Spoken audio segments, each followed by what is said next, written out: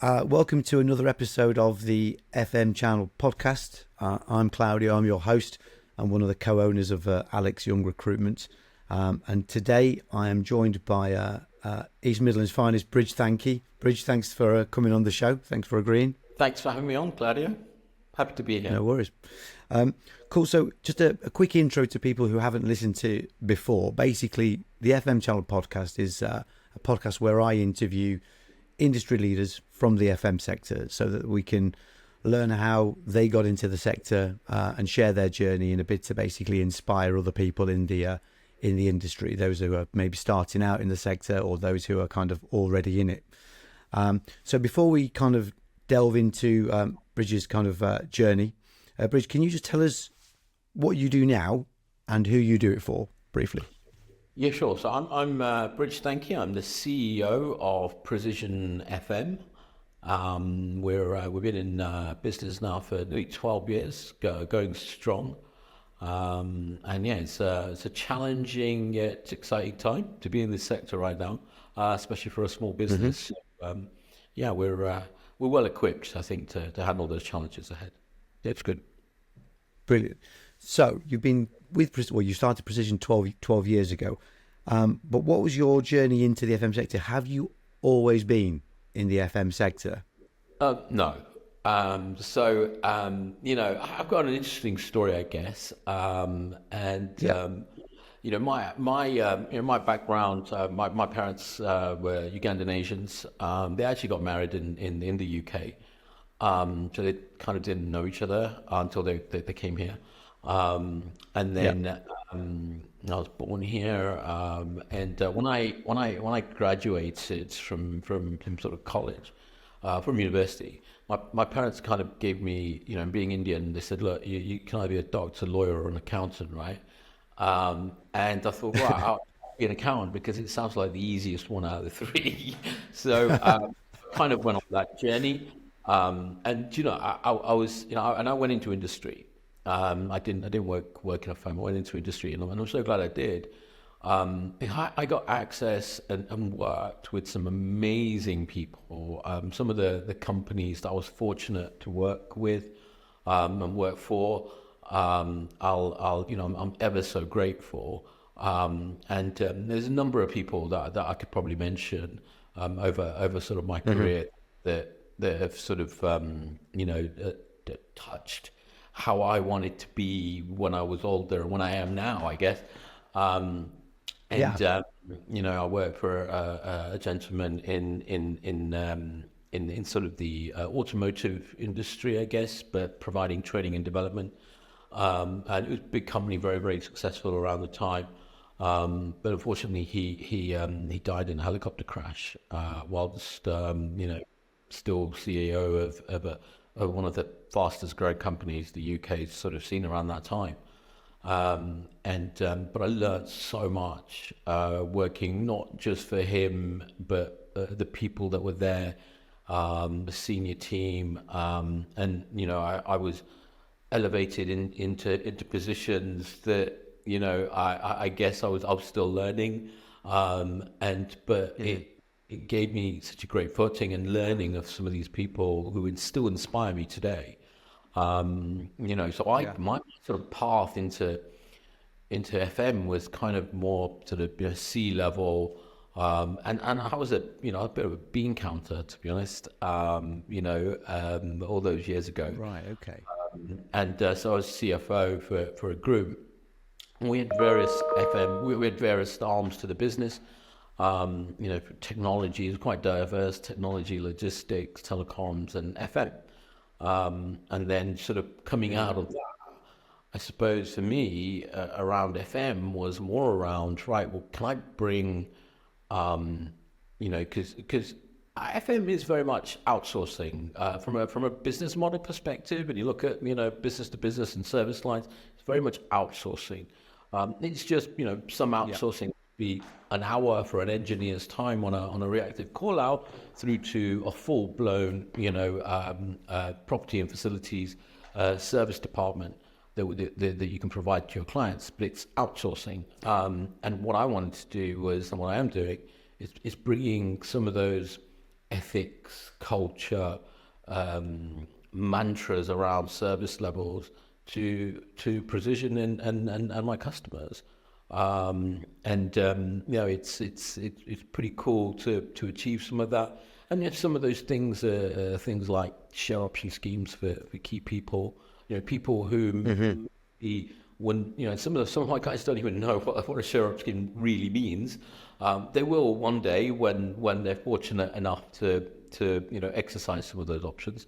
But that's the beauty of it, and that's what I saw in my career, were people who ordinarily probably wouldn't have that sort of opportunity, but managed to have that opportunity, and what they then elevate, how they worked in the business, how they elevated the business, and how they motivated others around them. It very much that sort of energy, and having that good positive energy where you've got one team heading in a direction together. And I guess that's kind of like some of the culture and principles that we have here. Yeah, brilliant. So just going back then, so you said you went into accounting, you worked for various companies, and then at what point did you decide I'm going to go off and carry on with FM, because you're exposed to different industries, right? As a bean counter, as you put it. What was it about the FM sector you thought, actually, I'm going to go this route, I like it? Claudio, great question. And throughout my career, I think, like, although I was kind of in accounting, I hated sort of just being behind a desk. I hate that. I Yeah. find that for me, I like to be out there doing things, making things happen. Yeah. And when I sort of found myself in some of these finance roles, it was very much they were very much transactional roles. So mergers and acquisitions. So I spent a lot of time in Scotland, a lot of time in London, other parts of the country were doing acquisitions, and I Yeah. enjoyed that. I actually enjoyed the sort of not the same thing every day, and FM does Yeah. give you that. Every day is, you can go to bed at night and feel like you've had a great day and you've achieved, and then FM's pretty much always about handling situations and difficult situations and getting through that, and then improving, and I guess, like, that's me. That's very much me as a person. I'm constantly looking at improvement within the business and for myself as a person. And I think FM gives me that sort of lifestyle. Just this week, Yeah. I've been in Winsford this week, Bridgewater this week. I'll be in London a lot of part of the week. So I'm everywhere doing something, making something happen. Every day is different, and I enjoy the Yeah. challenges, I guess. Brilliant. That's It's cool. certainly not every day. That's one thing. Not every day is the same, and that's cool. That's And what I did you think. work for a lot?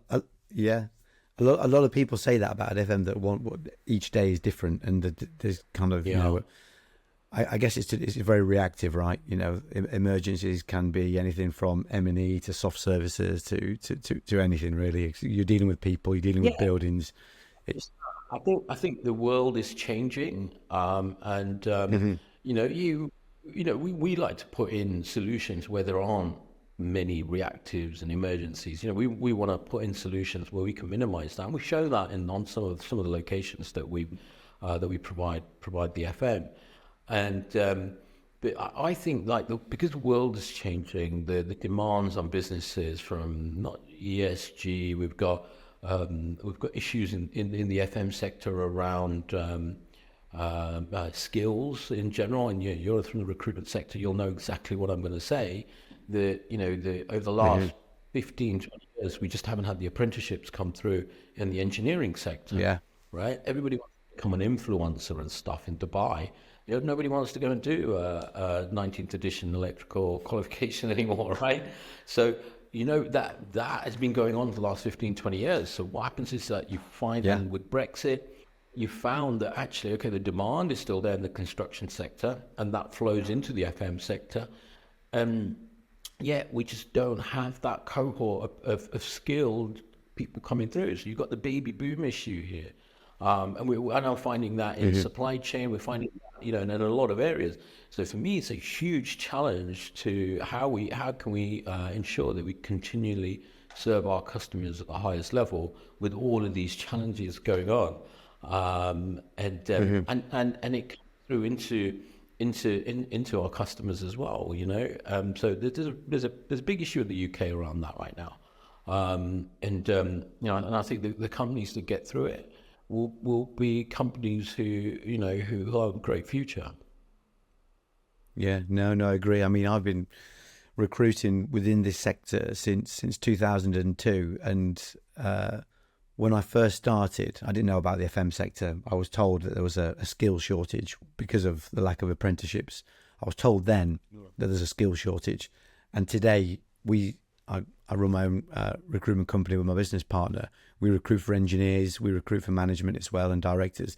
But we're still talking about the skills shortage.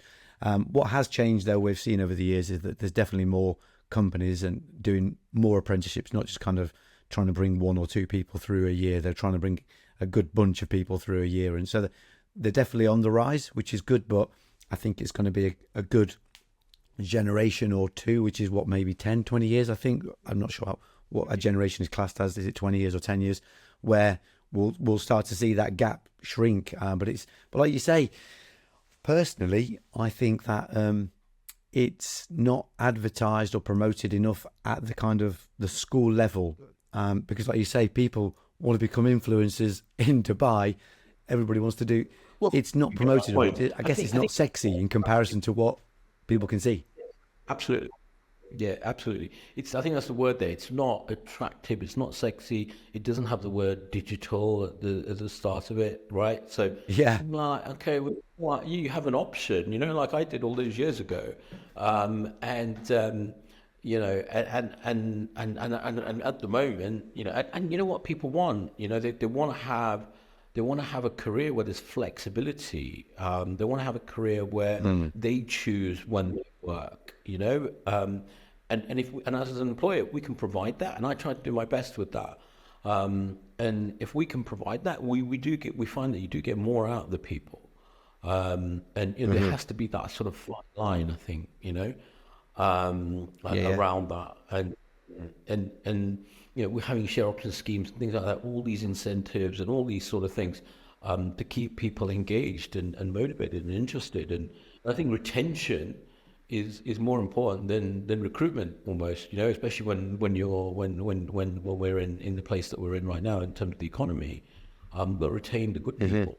I think you're absolutely right there, because they will give you sustainability. That's absolutely something I've learned here, that I feel like sometimes I can do more with less, as long as I've got the right less, and I think that's quite key. Yeah. And with FM, we've got systems, you've got AI. We're also looking at AI and how AI would benefit. AI won't ever take the human factor away. However, what it will do is make the human factor smarter in terms of how go about handling issues, and how we program our work, how we plan and schedule. So I think that's where AI will be really, really good. We can get systems to talk with each other. It's almost moving. The world's moved in especially on the maintenance side in FM, where it's, you have reactive, and then we're starting planned maintenance. Yes, you've got some compliance, but planned maintenance to try and reduce those sort of reactives. But I think we're kind of moving into not just preventative but predictive. And I think that's going to be a big sector, predictive maintenance, using AI to assist you in that. It will still need definitely. manpower. But yeah. And especially with all these new buildings, the smart buildings, as they call them, that are going up, I think it's definitely all going that way. So before you started Precision, then, who did you work for? Did you work, going back to your journey into FM, you started out in accounting, you worked for various companies, like the idea of the FM sector. Did you go off and work for one of the major players or anything like that at the time before starting Precision? Yeah, so I mean, my background was very much transactional in finance or in accounting.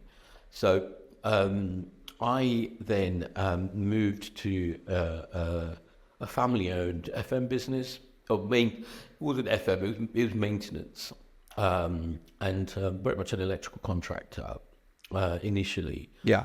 Very successful, family-run. And the CEO wanted to grow, I think we took the business from we're doing some acquisitions and bringing in private equity, and diversifying the group. We went from like 3 to 20 million, so it was small, and it was still small, I guess, from left, but much better and bigger, Good but very growth. diverse.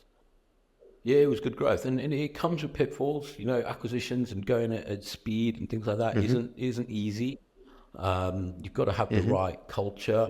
You've got to have the right mindset, especially when you're bringing people and when you're growing. And that's one thing I've learned, and especially here, we've done 1 or 2 acquisitions ourselves, and we're looking at doing some more over the next 2 to 3 years. And the key with the acquisitions is retaining knowledge and skill. It doesn't have to come in the form of the vendor or the owner, but the management and the team underneath that. It's really, really important. Sometimes in a private equity environment, you can be influenced by reaching profit targets, and you'll be too focused on that. Whereas I guess like with me and having my own business, that's not my ultimate goal. My ultimate goal is I keep the customer happy. Profit is almost just a result of being a fantastic FM partner to your customers. So, and I prefer that because there's less pressure to reach certain numbers and things like that. Yes, I have to deliver for my I'd rather have the pressure of the key performance indicators that my customers impose on me than profit targets that a private equity firm might have. So, and I think it's a cultural thing, but then when you're acquiring, you've got to have that culture, So if you're acquiring and your objectives are profits, then when you're acquiring those sort of companies, you've got to make sure that they're ready for that. Yeah, I think that's why I can bring to the FM industry is having that sort of background in numbers, and I guess that my own personal principles around sort of continuous improvement, dedication, honesty, and integrity, being open and honest, and that's really important. And I think that's a culture that we have here, because I guess that's the kind of person I am, and that's what I want to bring. And I can only if I've got people like that around me. When we've those are the kind of companies we're looking for. We've done one with a security firm, which is going really well. The vendor still within the group, and he's a great guy, and we're hoping to do some really cool things together. That's worked quite well. So it has allowed us. We originally started pretty much as a hard FM regional business 12 years ago, and today we're what. We provide we've got over 1,000 buildings of different shapes, sizes, operations, and we've got in excess, I think, probably 50-60 staff through to all around the United Kingdom and Ireland. And we've supported our clients not just in this country. We're on these shores, but over in the Middle East as well. So, in Dubai, I've nice, my brilliant. customer. Yeah. So there is a we are looking, or I am looking at expanding outside of the UK. We're already in Ireland, but I think that, and it's not because I want to go and move over there and live in palm trees and stuff. I actually don't like the heat too much, but interestingly, it's more that if we've always grown, and I think it's the great thing about our story. We've always grown because our customers have asked us to do more, and sometimes it Yeah. might be out of the country, or it might be a service or a trade or something, and Yeah. that's how we sort of expanded over the years. So kind of building trust, and then going again, Yeah. that's been an interesting for us. Yeah, and that's good. We learn, and you learn a lot, and I think that's the most important thing. Fantastic. So just going back to precision, how, because I think the FM market is quite mature now. I think back in the day, there would have been like a handful of service providers, quite a few big players, and then a few smaller businesses. But over the kind of 20 years or so that I've been recruiting in it, there's definitely been lots of acquisitions, lots of the bigger companies snapping up smaller companies, some big companies merging with other big companies. How, I want to say, how easy or how difficult, what are the challenges did you face entering a mature market as a small business? Oh, yeah. Look, you've got to, and I guess, and I'll be honest with you. I was remember, I was a finance guy all those years ago, right? So, Yeah. you know, majority of what I did, although I was out there, everything was very much Excel based, right? In those days, and Yeah. it was, and I thought that, yeah, this is very easy. I'll put the right kind of people around me, and let's rock and roll. It'll be cool. It wasn't like that at all. For the first 6, 7 years, I found it really difficult. To be honest with you, me personally, I don't think it was, good people around the business. We always sort of served customers, did not let customers down. But for me personally, I guess I was struggling, because Mhm. it was totally different. I didn't I just sort of, I kind of gave myself this job. It wasn't like it was given to me. But I got some mentoring, changed my life, and helped me so much. Helped me think in the Yeah. right way. I wasn't getting advice like do this or do that. I was just getting support around what should be occupying my mind space, right? Mm. What should I let in, and what should I release? It was very much around those sort of things, and that helped me so much, Claudio. I'll ever so grateful to all my mentors. I still have one now, and I think that's really important. Especially as a starter. If you've got somebody entering into this sector or any sector, it's good to Yeah. have somebody who's a go-to person just to talk to. And Yeah. And were the mentors that you had at that time, were they kind of independent to the FM sector, or were they people from the FM sector that they could weren't in the FM relate? sector. No, yeah, no, they weren't in the FM sector. They were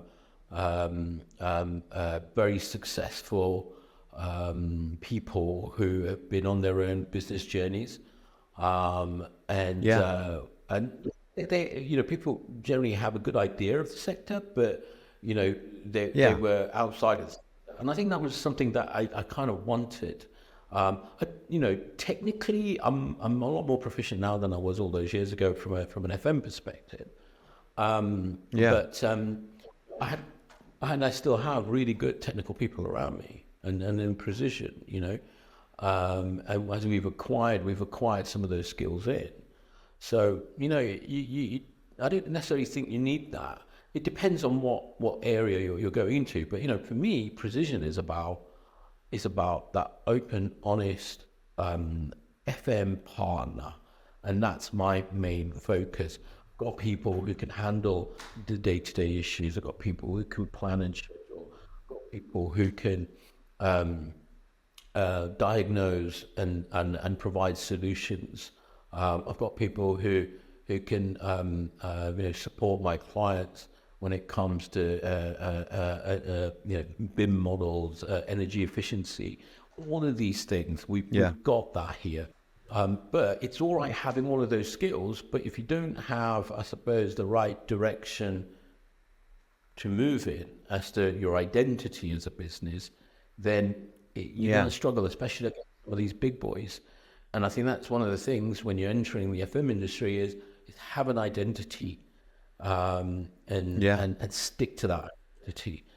You can bring in skills, but if your objective, your mission, your culture is something that doesn't mirror the people you want to work with, then it's going to be really, really tough. Like you said, there's a lot of big companies out there. Yes, we do lock horns with some of them some of the times. And some of the times we can support you as well, so it's not just a battle against them. We really can learn from them. And I'll be honest, a lot of my team have come from big FM backgrounds. Right.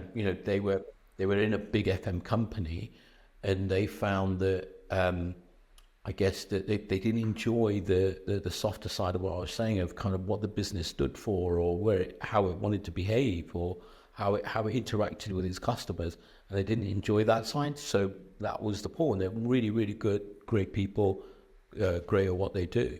Then that presented an opportunity for us to pick them up and support our clients. So that's the key. And I think as we grow, that's my most important aspect of that is going to be ensuring that I can keep the right culture, that's it's equally as important to me now.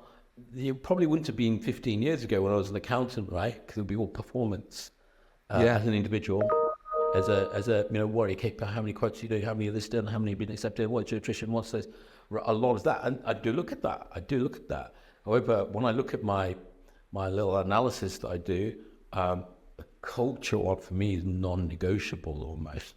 Because performance can be supported and helped, and you can either guide or you can direct on that to drive that performance. But culture is something that I think that is very much down to an individual, and you can do so much with that. Yeah. Brilliant. So you've been now in the FM sector for about 20 years, roughly? Yes, yeah, absolutely. Yes, absolutely. Yeah. How can it be improved? I mean, it's probably changed over those 20 years. You talk about AI. How can the industry continue to improve, do you think? I think, and I mentioned the biggest problem at the start. I think the improvement for this industry has to be down to the skills within the industry, within the sector. Yeah. Because we about managers. Let's talk about managers, senior management, C-level owners, and they all. And I mean, I came from a finance background, but the majority of them in this sector will come from the trade, from the tools.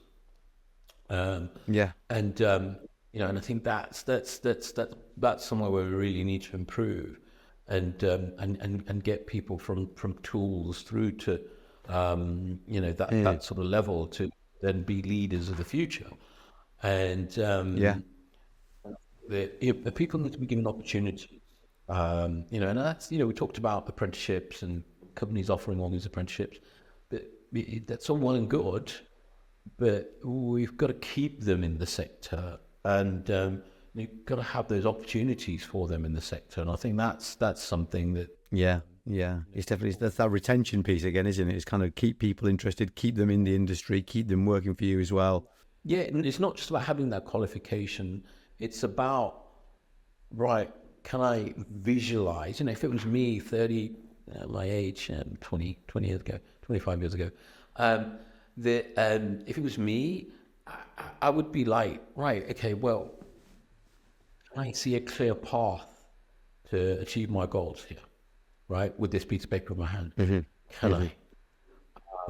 And the sector's got to be able to do that, I think. And we've got to be more the FM sector has to be more open to diversity and inclusion, more than ever, especially with some of the issues that we've already discussed in this call. But the more diverse we are, the more skills we will have. I think there's untapped potential within the labour market currently. Traditionally, what would be seen as a stereotyped FM person, I don't. In 10 years' time, 15 years' time, it won't be the same. I think we'll find a lot more diversity in this sector, I think that's a great. By the way, I think it's a really, really good thing. If I was going to be completely honest, right, the best electrical engineer I ever had the pleasure of working with, and it wasn't for a long time, because this person was working for one of my contractors at the time, was a female, and I was absolutely astonished. This lady would go and do 10 to 15 calls in a day, right? No recalls, all works in place, customers happy, first time fix, that sort of stuff is pretty impressive. And what I'm saying, love to see more of that in this sector. I really do. I really think that's what we. I agree. I agree. I'll be looking to push that within the position for sure.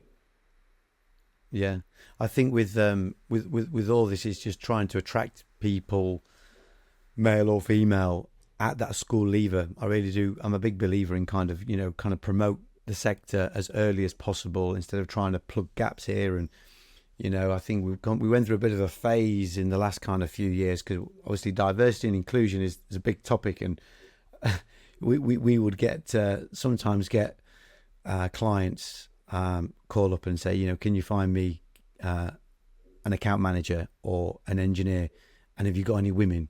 It's got to be a woman. It's like, you can't just magic these ladies, these women up, right? Because if they're not there in numbers in the first place, then you can't just plug that gap. It's kind of do the work now, promote it at the right level to the right people, and then over time you're going to have an influx of female account managers, female engineers as well, and that diversity and inclusion will go from there.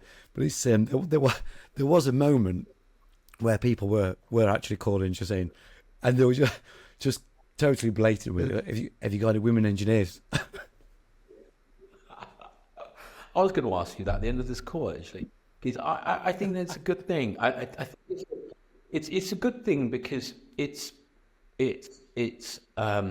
brings a completely fresh outlook to day-to-day issues within the FM industry we might face. And I think that we're all about equality and everything, but it's good to have different minds approaching these issues. How to improve. Totally. So I think it's brilliant, and I'm going to welcome. I'm going to champion and welcome more of a precision, and within the sector as a whole. I think we have a lot more women in the industry, and I've got two or three female sort of account managers who look after customers, who do a great job, get some great feedback. They can handle difficult situations professionally, and I think that's absolutely brilliant. And I think that get more through the engineering side within construction FM. I think they will solve a lot of the problems in the UK. No, definitely. Yeah.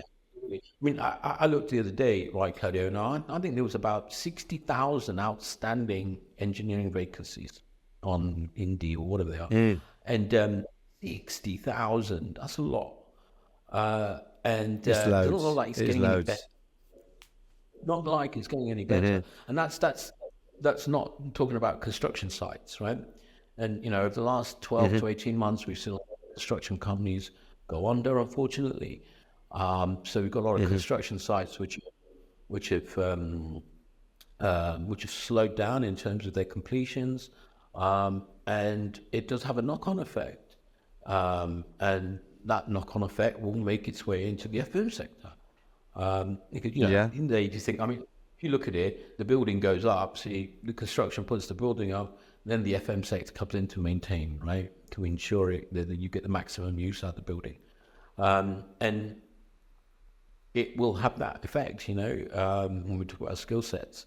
When we have an aging, and there's days where, kids were like, well, my dad's a plumber or an electrician. I want to do the same as my dad. Gone. Kids don't want to do that anymore. Even if dad's got a pretty successful, contracting business, they don't really want to, so, and I'm looking, we're active in the acquisition market. I'm looking at a couple at the moment where we're in scenarios, and I just see it getting more and more like that. So I do think there'll be some sort of consolidation in the next 4 years within the marketplace, certainly. But diversity and more diversity within this arena, it can help. It will help. It needs to. The government, I guess, needs to do a little bit trying to make. I don't think it's just about apprenticeships, but it's also about working conditions and how people are employed, and making it easier for employers to give employees that level of flexibility without penalising the employers. Thing it can't just always be down to the employers, I think government can do a little bit on that. That'd be quite interesting. Yeah. No, I agree with you. So, a couple more questions. You talked about what you liked about the FM sector, which got you into it, that it's kind of different every day, and it sees you in different parts of the UK, different kind of problems to solve. Is there anything, and there doesn't have to be, is there anything that you don't like about the FM sector? It's a bit of a negative question, I guess, but it's just to kind of get a bit of a rounded, and like I say, there might not be anything, but is there anything that you dislike about the industry? I think, no, look, I understand that the industry has to be heavily regulated. I understand that. And it's very important that it is, for the safety of people who are either working or visiting or guests within the building, or grounds. I think that's really, really important, and I understand that. And we need to ensure that whatever you do, safety is absolutely paramount. It's non-negotiable. Yeah. I do think that sometimes the sector can be a little bit rigid, though, and some of that transponds in other areas within FM, and others looking into FM might think that it's not as sexy enough, whereas it can be. It's just, and I think that will come about with a lot more diversity, and a lot more diversity and inclusion within this sector. We'll see that. We'll see that it's an open sector. Anybody and everybody. Anybody who wants to get involved. And there's some great courses, and I know IWFM do some really cool courses as well. To help people, get up the ladder here and within this area. And I know that's quite good, but I think there's certain areas within FM that it probably to do with the early stages of FM. When you want to enter into sector, it can be quite tough to really. A lot of people will probably drop away, and not fully appreciate how great it is. Every day is different. You work with some great people. And you're making you can build some great relationships, and at the end of the day, it's a growing part. It's an important part of the overall economy. And if you think that buildings are going up, left, right, and centre, they're going up everywhere, and Always. they're different buildings. There's different types of buildings going up with different systems. We talk about smart buildings as well. We've got things like AI and how AI will come in and influence the sector. I don't think everyone's fully appreciative of that just yet, and what it can do. But there is it's an exciting time to be in here. If you can really see the value of being in it, it's an exciting time. Yeah. That kind of leads me nicely, because my last question that I ask everybody is, what advice would you give somebody who is maybe just entered the FM industry, whether it's as an engineer, or maybe they might be front of house or help desk, or post room, so they're in the FM sector and they like it, they like what they see. What advice would you give them to try and get ahead? I think it's important that there's a lot to learn. Yeah. And don't be despondent at any sort of failure. And I think it's important to improve. So if you feel that there's a constant barrage of you're not getting it, don't give up. Certainly do your best. And if you're in the right organization, that someone will pick up on that and help you grow, because this sector needs good people. So if you've got people who are interested in enjoying it, yet they're like, I'm not sure, because am I going to make it here? Don't give up. The sector needs you guys. Wants the good guys. So don't give up, and keep going. There's a lot of areas within them that can make fulfilling careers.